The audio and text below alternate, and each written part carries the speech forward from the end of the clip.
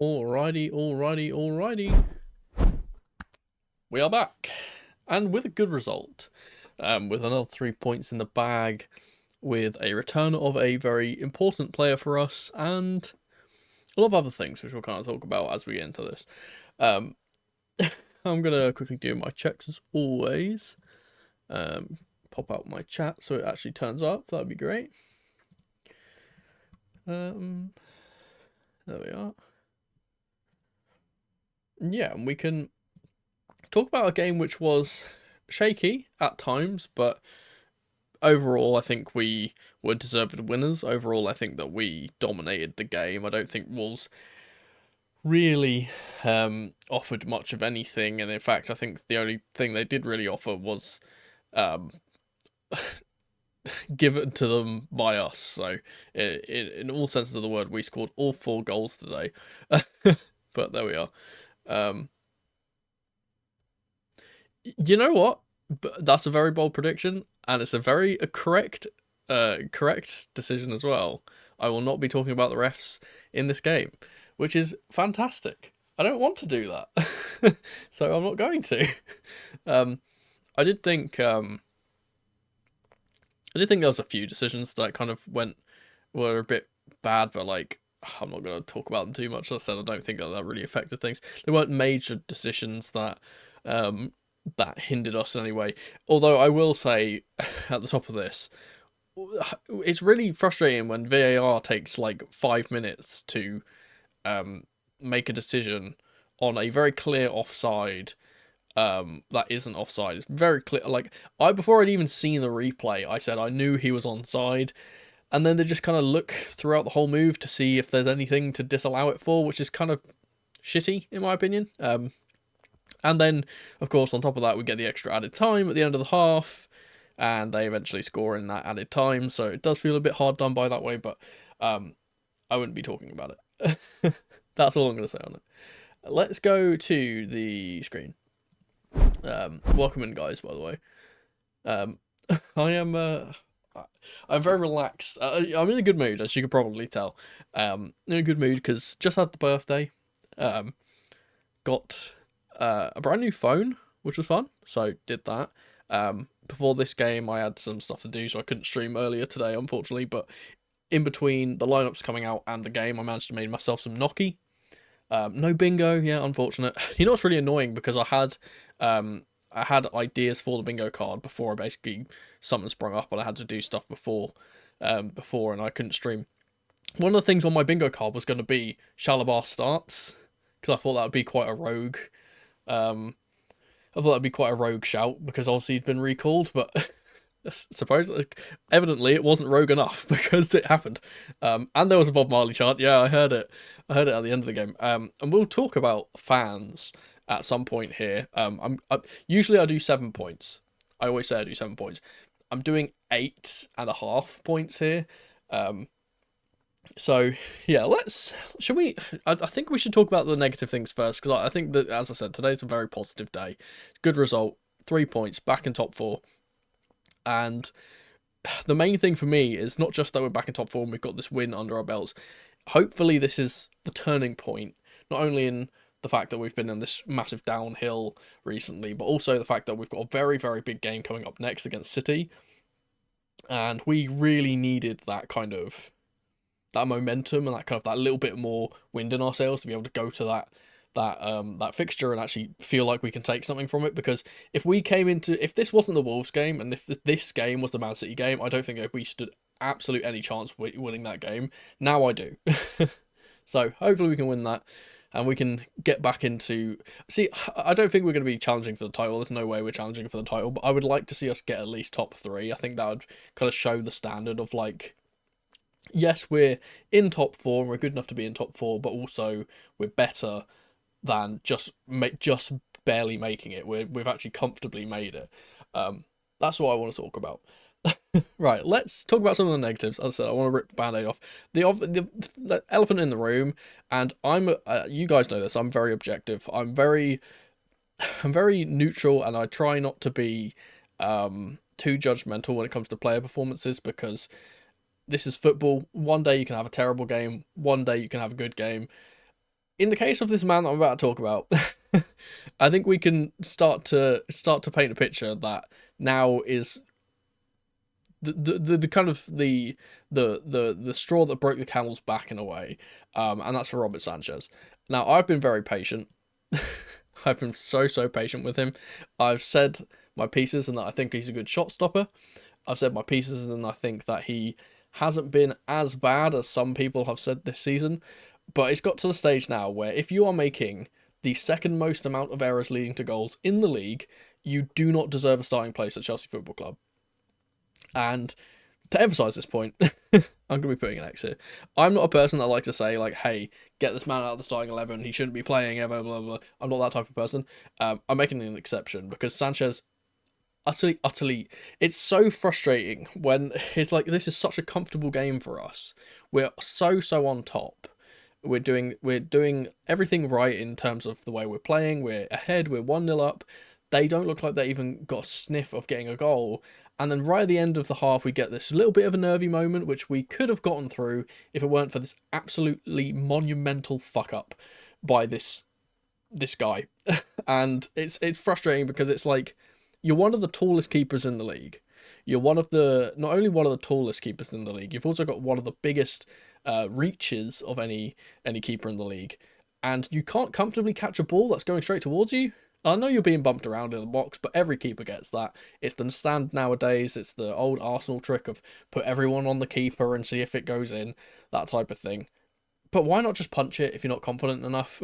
Like, I don't get it. I really don't get it. If you're not comfortable enough to catch it, or you think you're being bumped, just kick it out. Just boot it out. Just put it over for another corner.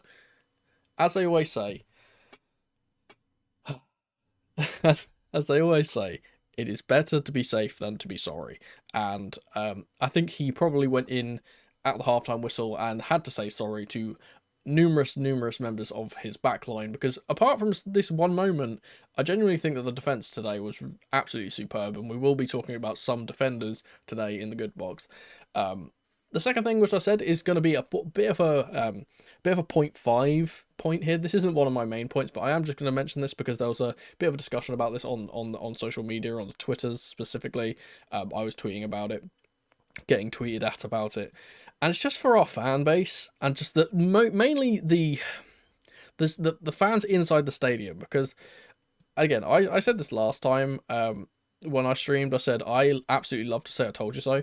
I was screaming in that first half for just someone in the stadium to just start a chant, just do something. Because the thing is, with football, is that it's such a mental game, and people always talk about the skill of football and the tactical aspect of football, but a lot of people do not talk about the mental aspect of football. And everyone knows about the 12th man effect, and it feels like, and I said this on Twitter, it feels like that every single team comes to Stamford Bridge and they feel like they've got the advantage over us because our fans do not make any noise, and the only time they do make noise is when we make mistakes.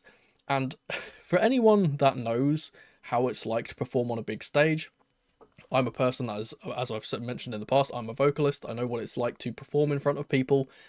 When you are already nervous and you're already got those little bits of those jitters, which these players would be having after having such a poor run of form recently, when someone gets on your back and they're like, boo, you're terrible, and they're like groaning at every touch you misplace and things like that, how do you expect them to play better? I don't get it. I really don't get how people in the stadium think that that's going to help. Like, get behind the team, man. Because, and this is the thing which bugs me, is that I say this and I keep saying like, the atmosphere in our stadium is so poor that it makes our team play worse. And this has been happening for years. This isn't just a this season thing. This isn't just a Pochettino thing. It's not just a Graham Potter thing. It's been happening for years. Like, ever since basically, even during some of Tuchel's work, he had these kind of situations happening. And it's just like, I'm a big believer in positive reinforcement in general. I think that there's nothing to gain from being negative. And we joke about the hairdryer treatment and stuff going on in the dressing rooms, but I don't think that Maresca is that type of coach. I think he's much more of an encouraging coach, and I think that's part of the reason why. I think it's part of the reason why a lot of our players are actually playing better this season, because I feel like Pochettino probably was more of a kind of, oh, you need to be doing this better and this type of thing, and kind of being a bit more angry. And we saw that in his press conferences, that he did get a bit angry at the press and stuff eventually. But it pains me because I say this and I get people on my Twitter telling me that I'm an absolute idiot for saying that the atmosphere is terrible. But then we go into the second half, and the thing which I notice immediately, as soon as the second half starts, we start getting the carefree chant going. We start really, really well in the second half. We play really, really quick football. We look up for it. Our players get the goal back, and as soon as we get that go ahead goal, the team completely transforms into a completely different team with confidence, with drive, with energy. And that doesn't happen if the if the crowd is not behind the team, because they get boosted by the. This is the thing. It's that it's a mutual. It's like the Ouroboros, if you know what that is, the snake that's constantly eating its own tail. It's a constant cycle of, if the fans are cheering at the players will play better, and then when the players play better, the fans will cheer more, and it goes and goes and goes and goes. And I think, again, the perfect example of this, I always mention them because I think they're genuinely the best crowd in England, is if you go to St James's Park, because every time you go to St James's Park, it's always like that. Every good touch is cheered, every bad touch is completely ignored, and they don't care. They just cheer for the team, regardless of if they're getting battered 4-0 or if they're getting ahead 4-0. They don't care. They sound the same. And it's like, I wish Stamford Bridge was the same. And hopefully when we do get our renovations and stuff, whenever that happens, we will get that. But this half point really went onto a tangent. But yeah, just that's something that just bugs me. And it's just like, I'm glad that it kind of, as I said, I'm glad that it kind of got proved right in the second half, where our fans actually started making noise and then the players started playing well. Last point, I don't know why I've made this so big. The last person I'm going to be putting in the bad before we start talking about the good things, I wonder if you guys can guess this. I think this player had a very, very touch and go game, and it was just like, oh, and it was kind of impacted by the fact that he came off and his replacement did way better, and it's for Pedro Neto. He did not have a good game today, and I can kind of excuse some of it because he wasn't playing on his natural right-sided wing, and we know that he likes to play on the right side and cut on his left foot and stuff like that. But wow, this was a horror performance. Like, really, really horror performance. It didn't feel like any of his crosses went where they wanted to go. He couldn't get past his man as much as Madueke could on the other side. And I'm not actually going to be talking about Madueke, but I do think he had a very good game too. He's not one of my points. I just don't think he had an overwhelmingly good performance to kind of point out. But yeah, again, I don't want to be too harsh, because I said it's just one of those things where I think he just had an off game. Unlike Sanchez, where Sanchez has been doing this a lot recently, I think that this was just kind of a bit of a meh performance from Neto out of position. But yeah, I just don't think it was good enough from him for today, and it showed, because as I said, as soon as Sancho came on, he was so much better. Like, as soon as Sancho came on, we looked so much more deadly on that left-hand side, and actually credit to Maresca, and I'll talk about him in a little bit. Credit to Maresca to actually making that decision early and taking Neto off quite early into the second half. He's apparently been ill. That makes sense. That does make sense. He does feel a bit lethargic, and I think that is something that we can kind of talk about for the whole team, is that obviously there's been illness, there's been injuries, and there's been a lot of fatigue running around the squad, and I think that obviously we're kind of seeing players getting recalled from loans and stuff to kind of plug holes in that way. Perhaps we need to see a little bit more of some rotation from our wingers, and especially considering we've just seen finally a Premier League debut for Tyreek George. Very happy about that. Maybe George can get a cameo on that left hand side instead. That'd be quite good. But yes, let's talk about. I did briefly mention him there, so let's actually talk about Maresca. Are we putting him into the good box today? Because I criticised him, and rightfully so. I criticised him recently for his in-game management not being good enough. I think this game was a big proving point of him saying, no, I do know how to change games. And I think that, again, he made a very bold decision today in the starting 11 to play Trevoh Chalobah, and as I'll talk about later, I think he was 100% proven right that was the greatest decision that he's actually made in recent games. Like, that was 100% the best decision he could have made. Made the decision to very weird substitutions, admittedly, but they seem to have worked. And the thing which I really want to talk about is the in-game management, and the way that after we got ahead, and after we specifically got the third goal in the game, how our game plan completely slowed down. We didn't keep going forward and make it into a basketball game and give Wolves the opportunity to kind of get back into the game and make things scrappy. He clearly told the players, if we get ahead, slow the play. Completely waste time. Just slow the play down. Don't take any risks. Pass it around the back, and if we can get opportunities, then we'll launch it forward. Otherwise, just keep the ball and Wolves won't get back into the game. And that's exactly what happened. That second half, I don't think Wolves even had a shot in the second half. Genuinely, I don't think they did. Maybe, I think Strand Larsen had one, but he got blocked or something like that. But they really didn't get any inroads in either half. And I think genuinely, I think the first half, his tactics for the first half were good enough for us to win the first half and not go in drawing. But obviously, Mr. Flappy Hands over here wanted to do something about that. And yeah, as I said, I've been criticising him recently for his poor in-game management, so I feel like it's only right if I praise him for when he gets it right. And today I think he did that. Who should we talk about next? I'm going to talk about a player that I think had a relatively average first half, but in the second half, I think he really kind of showed up. And again, this is a slight tactical tweak. I'm going to be doing a tactical breakdown on this game, I think, because it's quite interesting. That's for Cole Palmer. Now, again, another player which in recent times I've been giving a little bit of stick for not becoming that talisman and not really turning up when we really need someone to kind of show up, right? I mentioned that a few streams ago. I can't remember which game it was. I think it was the Ipswich game, where I was very, very critical of him, and I said that he didn't really impact things, especially when we really needed him. Today was the complete opposite, where we looked like we were in a bit of a downward trajectory, getting the equaliser against us and kind of playing worse as the game went on. Second half, he decided, you know what? Nah, that's not happening. That's not happening anymore. And he really decided to get on the ball. Especially again, he's playing in the left 10, which doesn't really suit him, but I'll kind of explain why that happened. But it's more so a structural thing with Kukurea inverting that he's on the left hand side, which is weird because you think that having the player on the left hand side would push him to the right, but it actually does the opposite.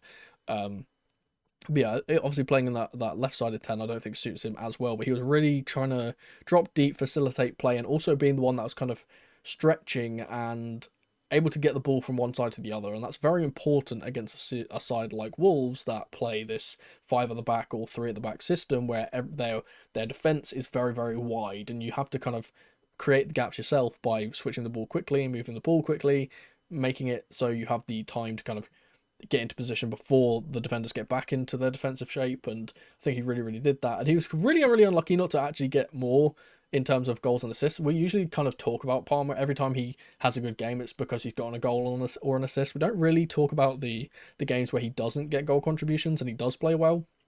So I think I was going to highlight him today for that. Let's start talking about players that did get goal contributions, though, because I think this is where the main thing comes from. The first player I'm going to talk about is Tosin Adarabioyo. He has had an absolute resurgence in his form as of late, especially, as I said, being one of the kind of leaders in the locker room and being the uncle of the team as they've kind of addressed him as now. Gets another goal. I joked about him putting him up front, but you know what? With the finishing instincts that he shows in the box and keep himself onside from Reece James's shot to then finish. And the thing which was nice, the thing which I really appreciate, is that you could tell that he knew that he was onside, because as soon as he scores this, he looks over to the linesman who's got his flag up and he goes, I'm on. He knew it 100%. He knew he was scoring that goal. Again, it's not just the goal. I think in general his defensive play today was absolutely superb. I can't think of a time where he really got beaten by anyone. I can't think of a time where he really got out-jumped by Strand Larsen at all, even though he's a very good target man striker.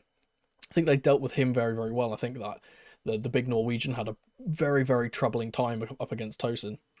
And I said, he's stepping up in a big way in a time where we really need him to. Not just because, obviously, we've been having this poor form, but because we're getting so many injuries to centre-backs. So obviously we've got Benoit out, we've got Colwill was out today, we have Wes out on a very long-term injury. We really need someone to kind of step up, and not only step up, but be able to say, hey, I'm going to play in this position every single week, and you're going to get an 8 or 9 out of 10 from me every single week in the absence of our other players. Really, really good. Really, really good.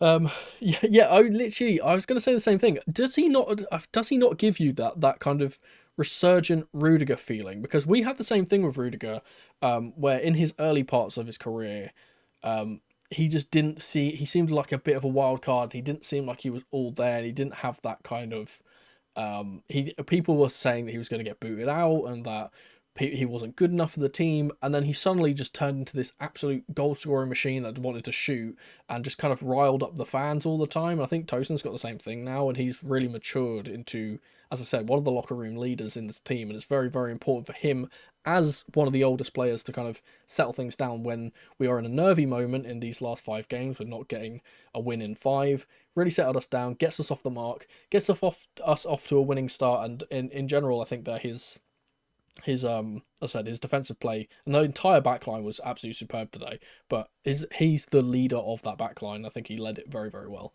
Speaking of another defender, let's go to Marco Correa. Now, I'm a bit weird with this one, putting him in good, because I don't think that he had the greatest game. I'm not going to say he was superb winning all his tackles and all things like that. What I will say is that he absolutely ran his bloody socks off all game, especially when he got moved into midfield halfway through the game, which was very weird, but he works there very well, which is nice. Showed his fluidity and his adaptability in in his positions. Obviously, getting the goal is the main thing, right? He gets the goal that gets us off the mark, and it's like, he always seems to score in those moments. And I'm a person that kind of, I've said this about Cuckoo, that he pops up in positions where you just don't expect him to be. And if I did the bingo card this week, you know, that one which is right at the top middle that says, "Why are you there?" That would have been ticked off, because again, why is he in the center of the box where a striker should be? No clue, but I don't care because he scores. It's another right-footed goal from Marco Correa, and it gets us ahead. And yeah, just superb. Superb from KDH assist, by the way. And I haven't actually put Kinnan Dewsbury Hall in any of the boxes today, but I do want to give him a shout out because I think a lot of people were quite harsh with this performance.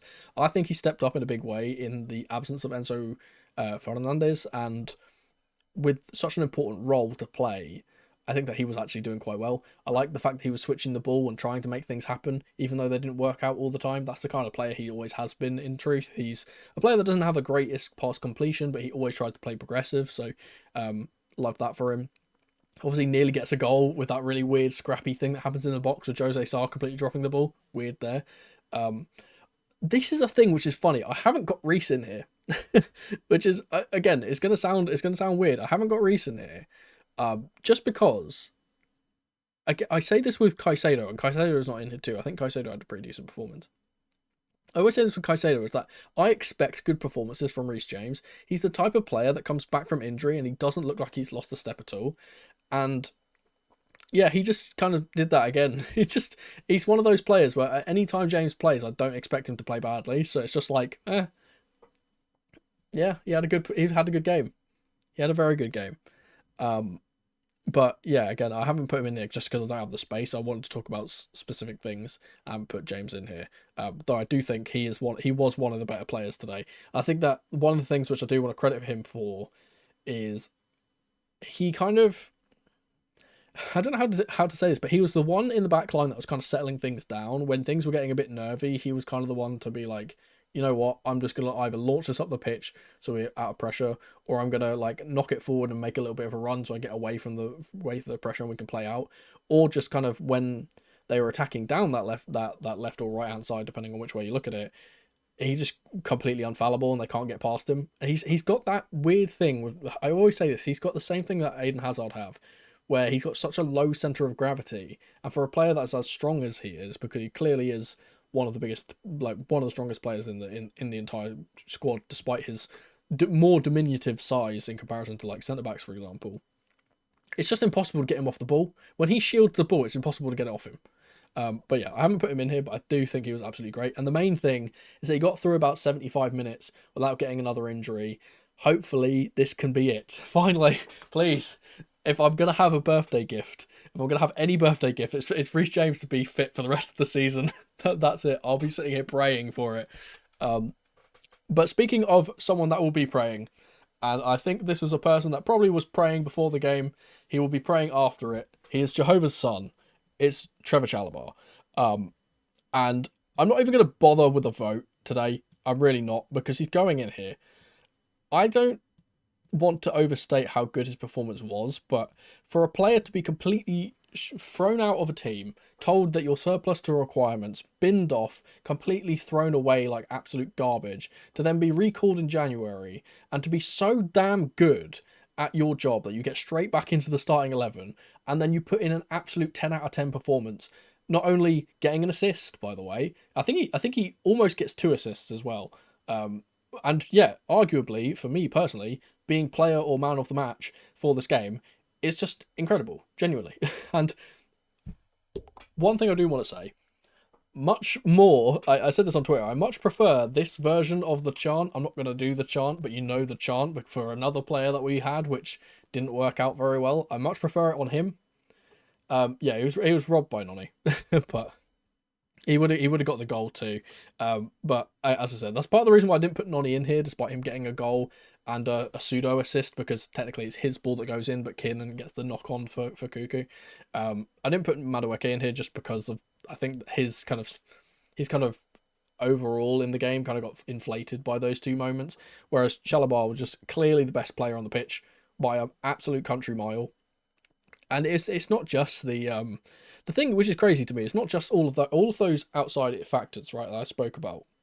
But it's also the fact that he barely had any time to train after being recalled, barely having any time to adjust to the system after being recalled. He's being played on the wrong side because he's usually played as the right centre back in these systems when he plays there, in these kind of 3 at the back style systems.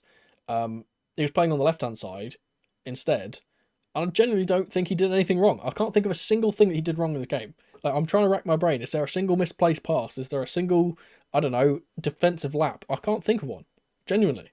I think he was so good. And this is, at such a crucial time for Chelsea Football Club, when we are in dire straits when it comes to not only our centre-back problems with injuries, not only our defensive problems with just giving away loads of goals for no reason. And again, we've done that again, but that was Sanchez's fault, not our defence's fault.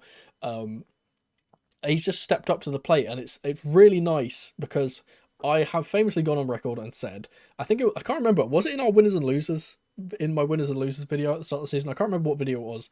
I'm very famous for saying that I thought that Chalobah at the time was our best centre back in the entire squad.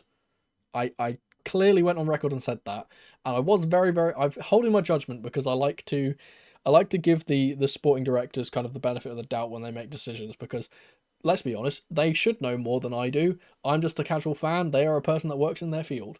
But I was very, very confused when Chalobah got randomly thrown out and exiled like he was a piece of trash. And very, very happy that he's now back in Chelsea Blue, where he belongs, because he is a Chelsea boy. And he's just performing so well. And yeah, man of the match for me. I would imagine man of the match for you guys. I'm going to put the poll up anyway, but I think it's going to be one-sided. Because I always do want to give you guys I always do want to give you guys the option to rule against me. But I think it's so clear cut of how good he was. Yeah, man, I can't type today. I don't know what's wrong with me. Actually, I'm not gonna put in Palmer, because I don't think Palmer was like one of the better players in the game. But I will put the rest of the defense in here pretty much. Kukurea. Alright. You guys vote in the poll whilst I take a sip of my coffee, because my throat is killing me.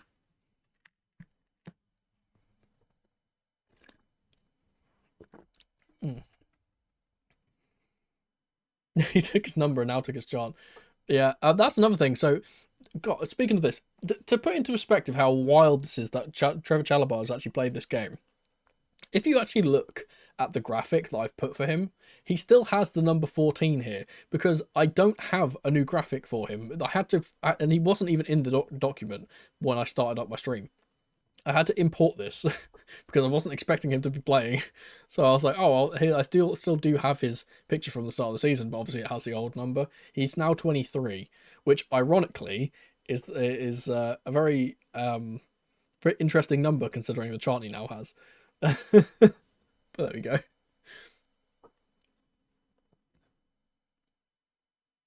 This is the thing, and I think that, like, I think, as you say, I think he's an absolute top defender, and I think that I don't think he's ever. The thing which is confusing to me is that he never ever felt like he ever put a foot wrong, and it was very clear that him being booted out of the team was very much a business decision and not very much a footballing decision, which is very weird, especially considering we were clearly trying to get within PSR rules or whatever they call, and we did do that eventually, which is nice with his kind of going out on loan. But that was the weird thing, is that we kind of wanted to sell him and we didn't need to in the end because we didn't sell him. We loaned him out and then brought him back. So it doesn't make any sense why he was exiled in the first place. He's also brought back Anselmino, so maybe he plays in the Conference League game. I would imagine that's kind of what's going to happen. Yeah, and I think that's, as you said, he's a decent right back too. And I think Chalobah is one of those players where he can play in a numerous different positions, and that's why he's so valuable to the team, because he is very much a Swiss Army knife. He could play at that right back role, he could play as that right centre back in the three, he could play as a centre back in the three, he could play on the left of the three like he did today. He could also play in the midfield. I genuinely believe he could play in the midfield too, because he did do that when he was a youngster at what was the French team he played for? Was it Lorient? I think it was Lorient that he played for. Orient? I can't remember. But he played centre mid for them, and he was good there, so he could play there as well for us.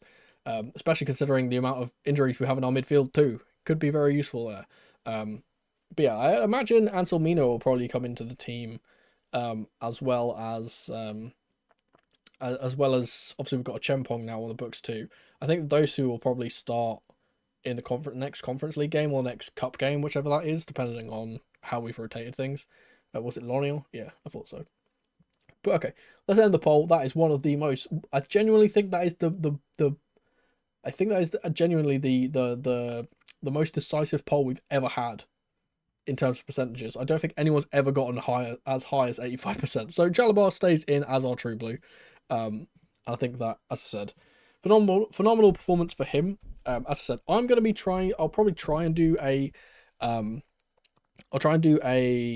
tactical breakdown on this game. I might do a 3 added minutes as well, because that was quite fun for me to do. I'll put that on my TikTok too. I always do that. I'm going to start doing that from now on. Let me check the schedule, because I know we've got City next. I don't actually know what day it is on, so I should probably check that. Okay, it's next Saturday. It's a 5:30 kickoff on a Saturday, so I'll probably be streaming about an hour and a half before then. So about I can't do maths, about 4 o'clock on the Saturday is probably when I'll be streaming. And then we've got West Ham on the Monday after. So busy period. And then obviously we've got Brighton in the Cup, which will be a fun one. But yeah, thank you guys for hanging out as ever. I'm going to be getting to have a rest because it's very, very late, and you guys should do the same. Depending on where you are in the world. It probably isn't late for half of you, if I'm being honest, but there we are. But yeah, thanks for hanging out as ever. Thank goodness we're back in the top 4. And as I said, you guys have a great evening. I will try and do the same. And yeah, I'll see you on Saturday for the Manchester City game. If I can say that word, if I can say